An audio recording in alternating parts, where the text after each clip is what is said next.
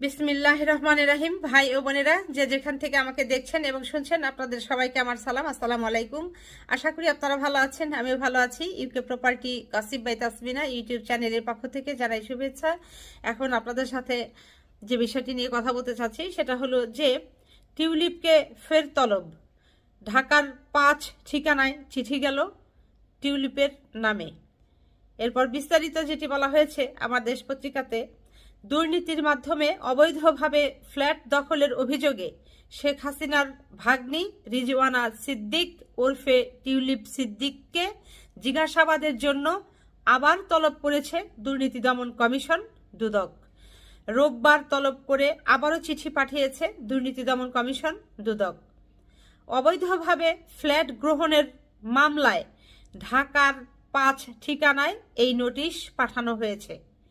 এর আগে টিউলিপ সিদ্দিককে 14 মে 2025-এ তলব করেছিল দুর্নীতি দমন কমিশন দুদক। তিনি ওই তলবে হাজির হননি, তাকে আবারও তলব করা হয়েছে। টিউলিপকে আগামী 22 জুন 2025-এ দুদকে হাজির হতে বলা হয়েছে।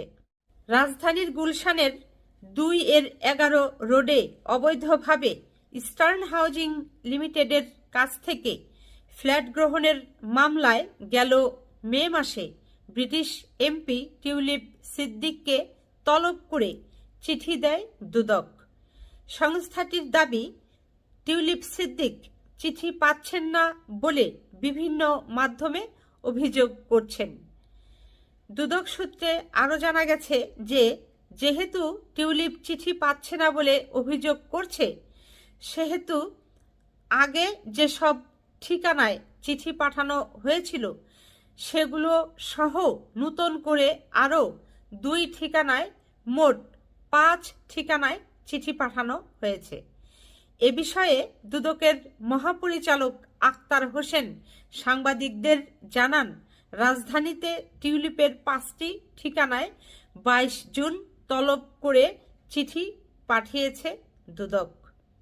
সংশ্লিষ্ট থানা, রেজিস্ট্রি, ডাকযোগে এবং সরাসরি দুদক কর্মকর্তারা এসব ঠিকানায় চিঠি প্রকাশ্য স্থানে রাখবে।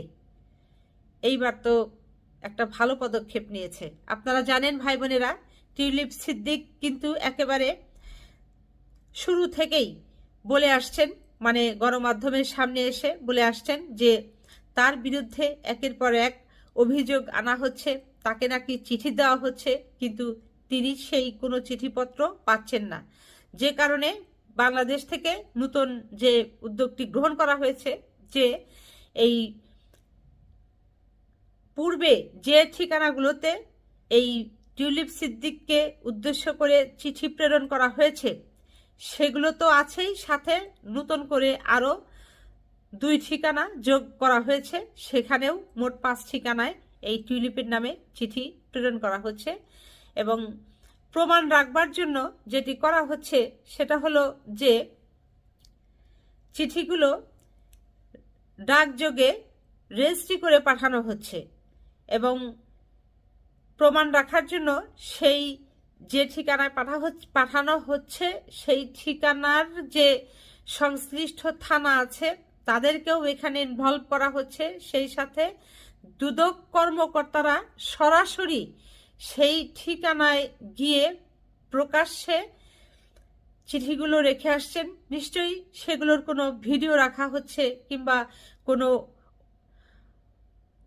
প্রমাণ রাখা হচ্ছে যে দুদকের কর্মকর্তারা সশরীরে গিয়ে সেই ঠিকানায় গিয়ে চিঠিগুলো যে রেখে আসছেন, এরকম প্রমাণাদি রাখা হচ্ছে, যাতে করে যখন এই টিউলিপ সিদ্দিক পুনরায় গণমাধ্যমকে বলবে যে তিনি চিঠি পাননি, তার হাতে আসেনি, তখন যাতে এই কর্তৃপক্ষ, বাংলাদেশ সরকার কর্তৃপক্ষ ওই প্রমাণগুলো দাঁড় করাতে পারে যে এই যে দেখো, এই যে এই ঠিকানায় যে দুদকের কর্মকর্তারা গিয়েছিল ওই দিনে ওই সময়ে এই হচ্ছে তার প্রমাণ। তো যা হোক, এই ছিল আসলে মোট কথা। এখন দেখা যাক কি হয়।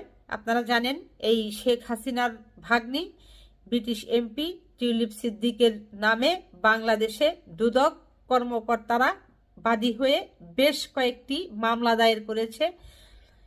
এখন সেই মামলায় তাকে উপস্থিত হতে বলা হয়েছে, কিন্তু তিনি উপস্থিত হননি। এখন তার বিরুদ্ধে হয়তো গ্রেফতারি পরোয়ানা জারি হবে।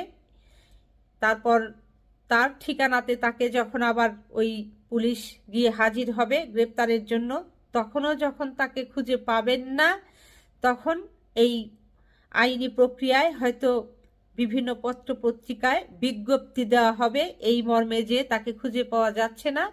এরপর যেটি হবে যে আন্তর্জাতিক অপরাধ ট্রাইব্যুনালের মাধ্যমে তার বিরুদ্ধে রেড অ্যালার্ট জারি হবে।